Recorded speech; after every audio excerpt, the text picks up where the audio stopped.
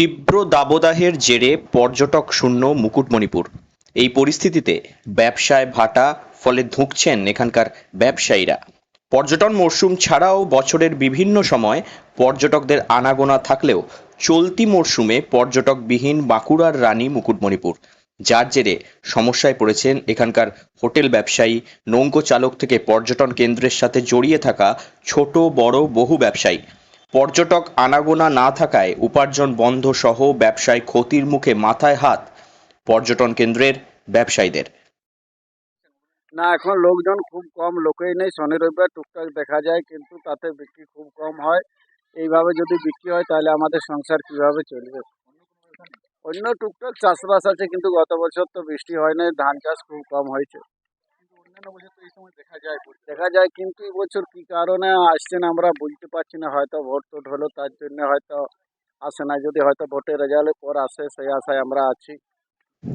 নদী, টিলা, সবুজে ঘেরা অপরূপ প্রাকৃতিক সৌন্দর্যে ভরা বাঁকুড়ার রানী মুকুটমণিপুর রাজ্যের অন্যতম একটি পর্যটন কেন্দ্র। একদিকে সবুজে ঘেরা টিলা, অন্যদিকে কাঁসাই ও কুমারী নদীর মিলনস্থলে তৈরি এশিয়ার বৃহত্তম মাটির বাঁধ কংসাবতী জলাধার। জলাধারকে ঘিরে প্রাকৃতিক সৌন্দর্যে ভরা পর্যটন কেন্দ্র মুকুটমণিপুর। বহু পর্যটকের আনাগোনা থাকে এখানে।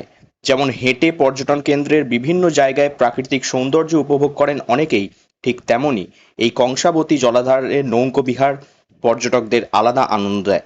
বছরভর রাজ্যের বিভিন্ন প্রান্ত থেকে হাজার হাজার পর্যটকেরা এই মুকুটমণিপুর পর্যটন কেন্দ্রে ছুটে আসেন প্রাকৃতিক সৌন্দর্য উপভোগ করতে। তাই এই পর্যটন কেন্দ্রকে ঘিরে তৈরি হয়েছে বহু হোটেল সহ বিভিন্ন ধরনের ছোট বড় খাবারের দোকান, বিভিন্ন ক্ষুদ্র ব্যবসায়ের দোকান। যারা প্রকৃতি ভালোবাসে তাদের পর্যটকের ভিড় হোক আর না হোক, তারা প্রকৃতি প্রেমে দৌড়ে আসে।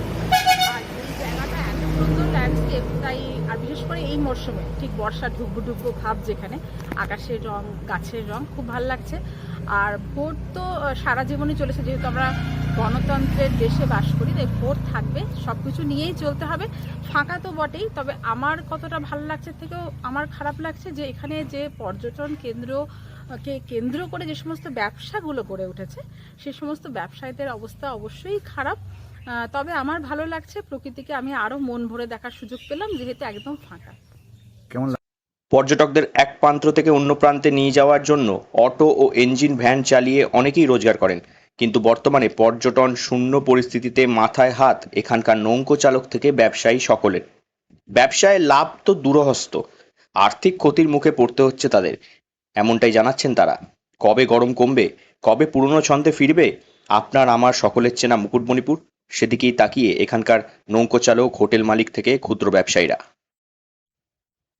বাঁকুড়া থেকে নীলাঞ্জন ব্যানার্জির রিপোর্ট, লোকাল 18 বাংলা।